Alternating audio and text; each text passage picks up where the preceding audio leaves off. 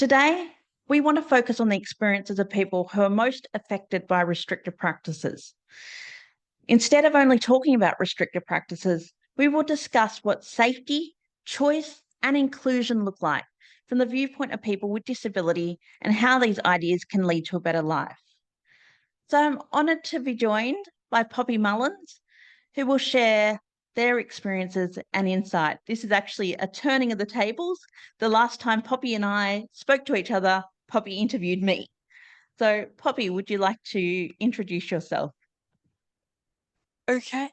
Hello everyone. Thanks for having me here at such an important event. My name's Poppy Mullins. Co- um come I am joining you here today from Brisbane, the lands of the Yagara and Turrbal people. Um, I'm a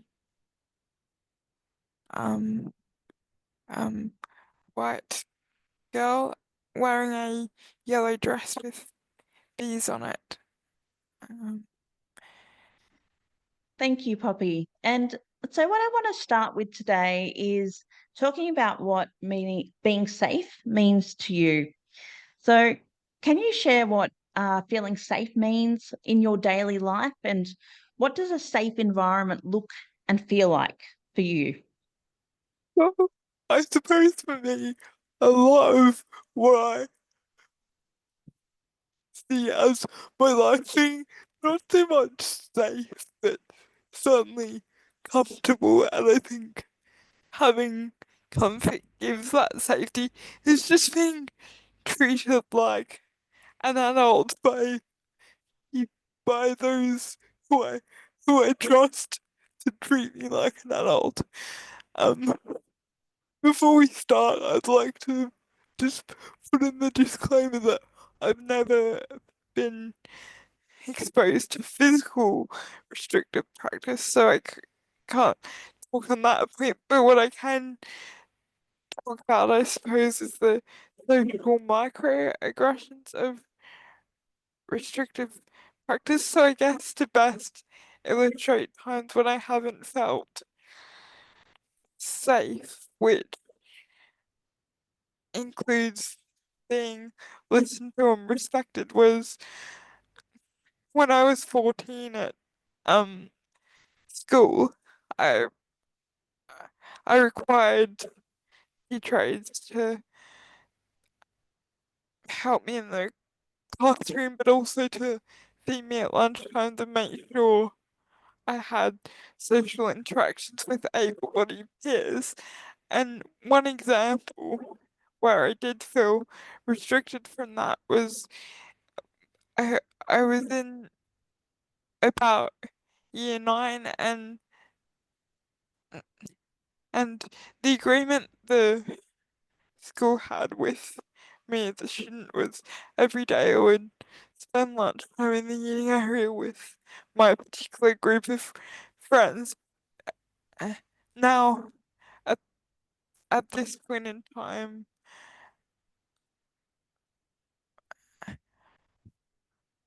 my my friendship group, as it is most friendship groups, was having some difficulties, and I really wanted to reiterate to the friends I had that they could see me as a reliable person.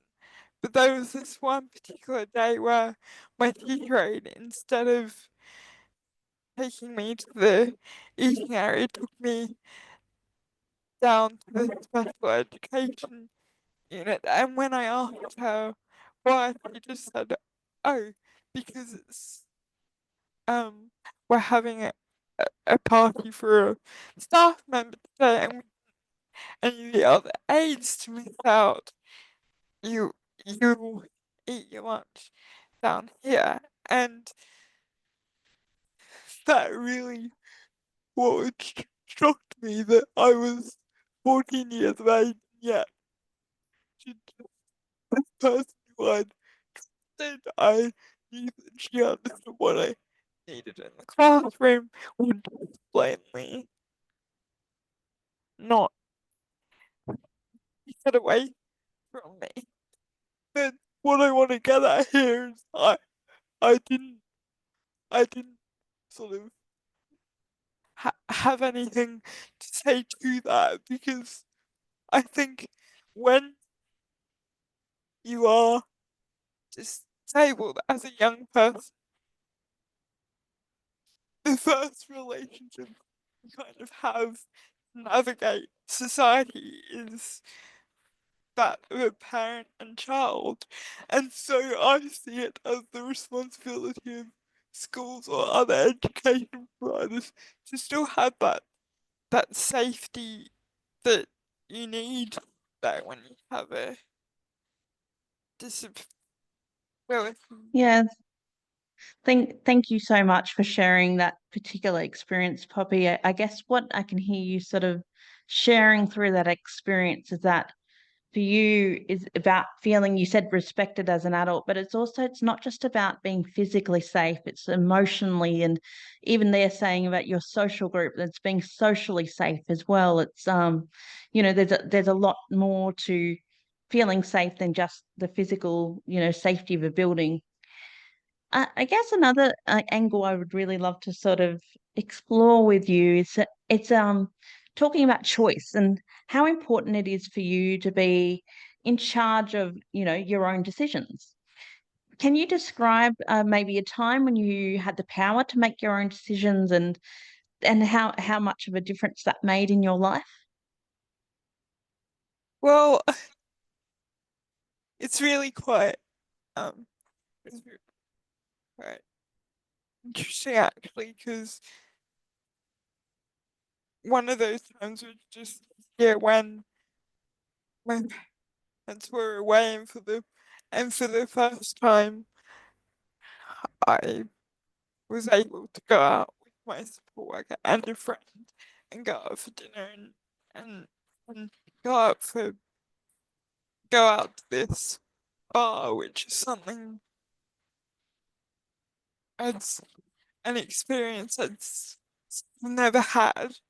And I I guess for me it was interesting because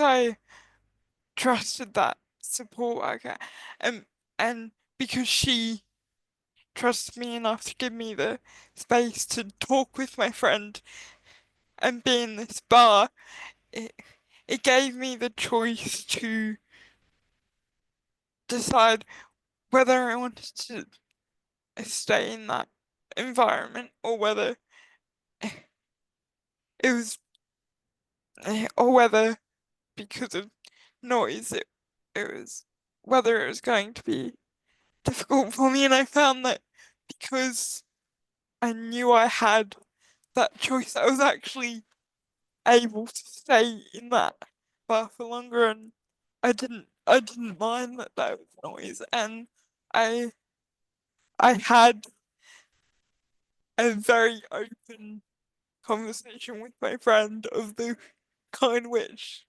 I've been wanting to have since we were both teenagers, and we're in our 20s now. And so I guess the other thing with giving people choice, it's not just about giving them a choice to live their life, but also the choice to feel safe in exploring. Okay, what would actually happen if I was in a noisy environment? I've got that fear, but where does that come from? And I trust this person.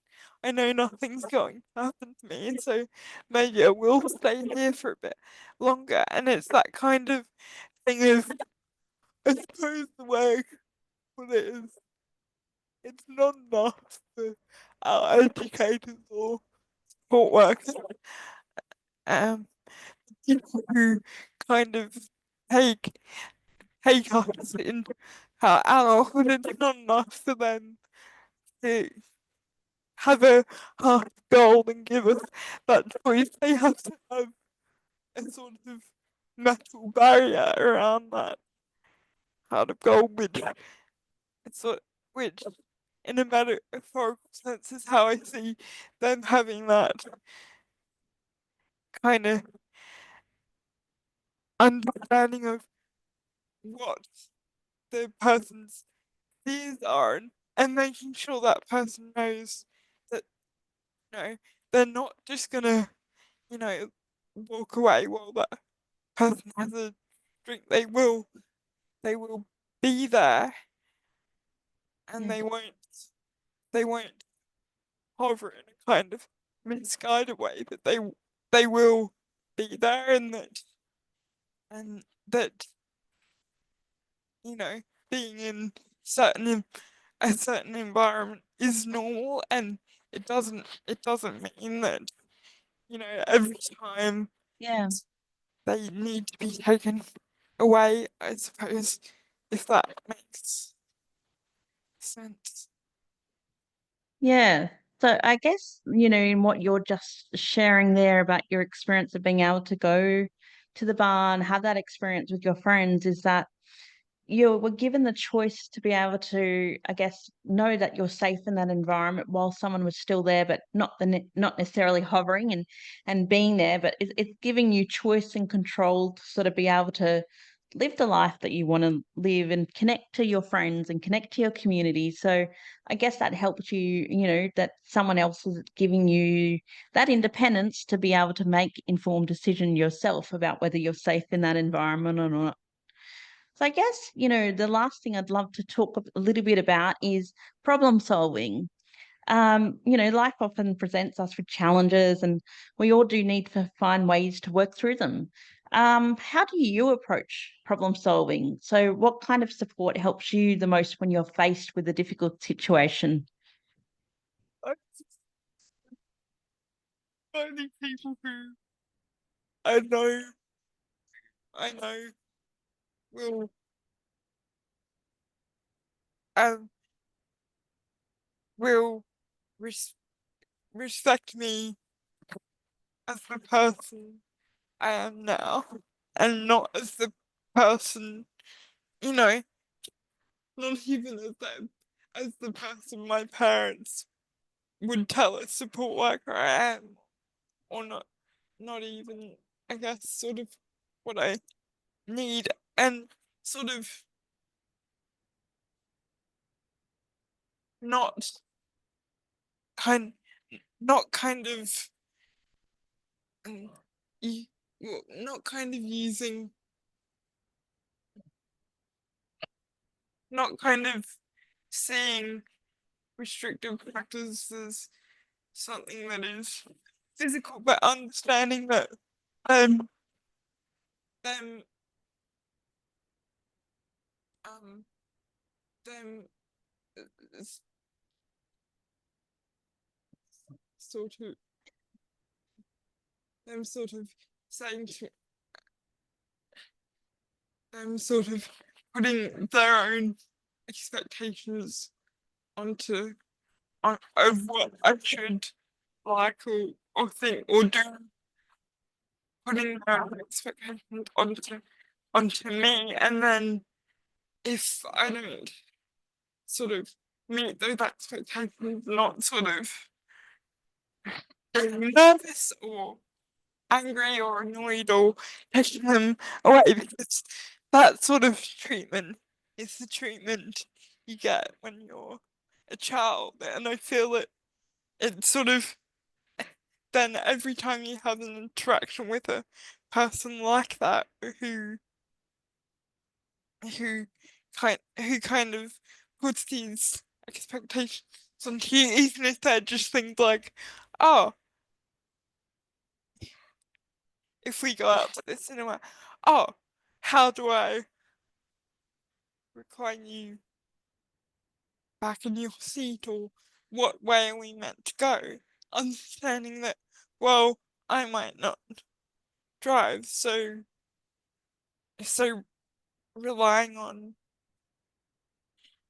me to give directions isn't something that is a helpful sort of expectation for both of us. So it has to be about, you know, mm, those in our schools not having their own expectations, or if they have their own expectations, that's that's fine, but then not sort of taking those expectations away in a punitive manner, like asking me if someone at school that day had asked me, Poppy, if you, Poppy, if you want to go down to the eating area, do you mind if a different person feeds you at lunch? If someone had asked me that, I would have said yes, and I never would have felt, you know, trapped. Yeah. But because they made that expectation that, oh, you know, it was, I, you know, Pop, it's not taking Poppy away from the classroom, it's just lunch, so maybe she won't mind. People need to just respect what they think we would need as the adults we are, not the people we say we are on a naval form or in a school environment. Because if they don't, then the then the young person with the disability is going to stay a child in some ways. You're not getting that chance to really not to really have interactions where you are an adult. You're just sort of staying in a state of panic Yeah. of what what do I actually say if a person touches me in a way I don't like, or what if, the car breaks down again and the person asks me what do you do and I don't know because I can't drive, all that thing, and just having those conversations straight away and not having expectations that, oh, nothing's happened yet, so we don't Yeah. need to talk about this. Yeah. Thank you very much, Poppy. I think there's a couple of really important things that you just said there about, not having people impose expectations, but also, having those conversations up front. So I guess, you're talking about empathy, but you're talking about, being safe in a way that you're feeling secure and respected by the other person, and that you also be given choice, and that gives you control over your own life. And then problem solving, being supported to work through any challenges that might arise. So maybe that day, if someone had have asked the question that, as you said, you might have been able to work through that. So I guess these are all essential parts of a good life for people with disability, and they remind us why it's so important to create environments that are inclusive and empowering. I really want to thank you, Poppy, so much for sharing your experiences. Your voice and insights are really valuable to this particular conversation. So thank you very much. Thank you for having me, and I feel really honoured to be part of such an important event.